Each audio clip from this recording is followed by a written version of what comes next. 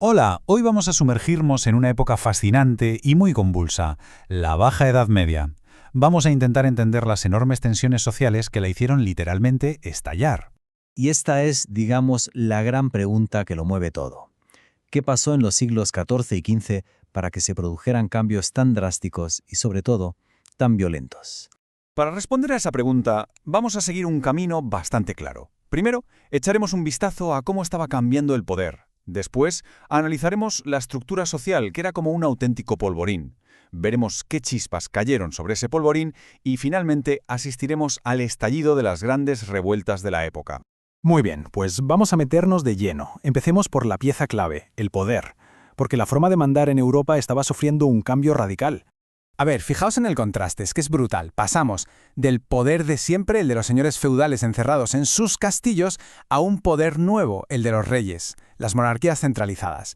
Y estos nuevos reyes, para ser poderosos de verdad, necesitaban algo fundamental: dinero. Muchísimo dinero para pagar sus ejércitos profesionales y sus cortes. ¿Y de dónde salía? De los impuestos. Cada moneda que recaudaba el rey era poder que perdía la vieja nobleza feudal.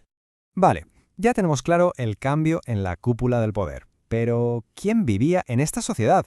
¿Cómo se organizaba toda esa gente? Pues mirad, la sociedad medieval estaba dividida, al menos en teoría, de una forma muy rígida en tres órdenes o estamentos. Cada uno tenía su función. Unos rezaban, otros luchaban y el resto trabajaba y pagaba los impuestos de todos. Lo más importante aquí es la palabra privilegios. Los dos primeros estamentos, el clero y la nobleza, no pagaban impuestos.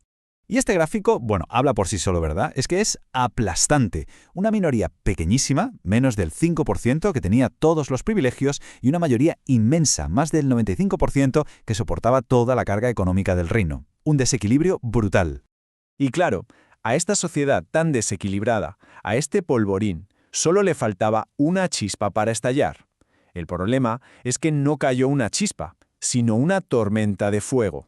Es que fue una cosa detrás de otra. Primero, el clima se vuelve loco y trae años de malas cosechas y hambre. Justo después, en 1348, llega la peste negra, una catástrofe demográfica sin precedentes. Paradójicamente, la escasez de gente hizo que los salarios de los supervivientes subieran. Pero cuando parecía que el pueblo llano podía respirar un poco, ¡zas! Los reyes, que necesitaban dinero para sus guerras, imponen nuevos impuestos directos. La tormenta perfecta. Y este punto es súper interesante. Por primera vez en siglos, la balanza se había movido un poco. Había poca gente para trabajar la tierra, así que los campesinos de repente tenían algo de poder. Podían negociar, exigir mejores condiciones, y eso a la nobleza terrateniente acostumbrada a tener el control absoluto le daba pánico. Y esta nueva situación, claro, no se iba a resolver pacíficamente. Vamos a verlo con un caso de estudio muy concreto que tuvo lugar en el campo francés. Hablamos de la Jacquerie. Y ojo, esto no fue un simple motín de gente desesperada y hambrienta. Fue una rebelión organizada y, sobre todo, muy dirigida contra una clase social en particular. Para entenderlo, hay que ponerse en la piel de un campesino de la época.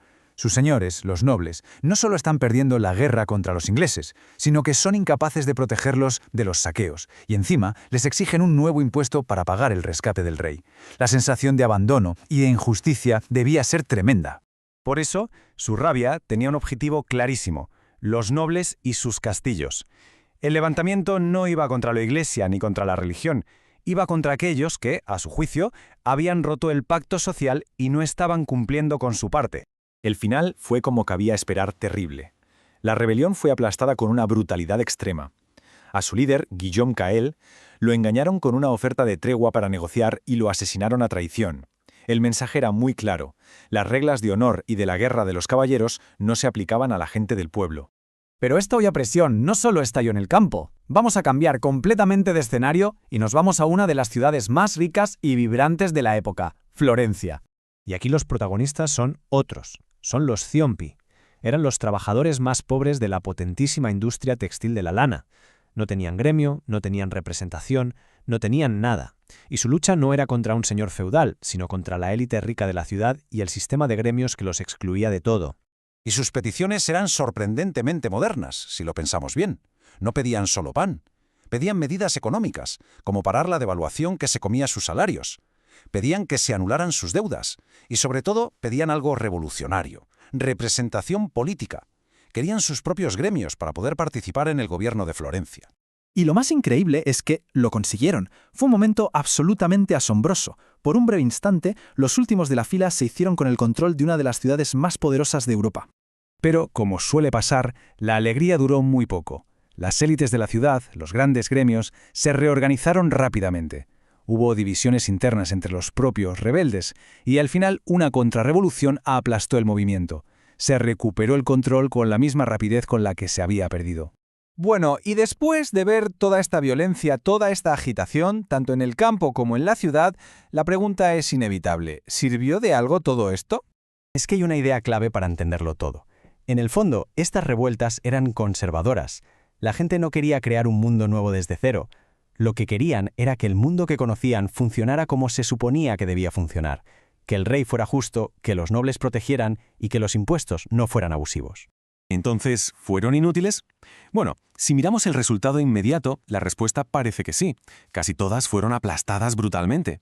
Pero si miramos un poco más allá, estas revueltas plantaron una semilla, demostraron que el pueblo podía organizarse y, sobre todo, revelaron las enormes grietas que tenía el sistema.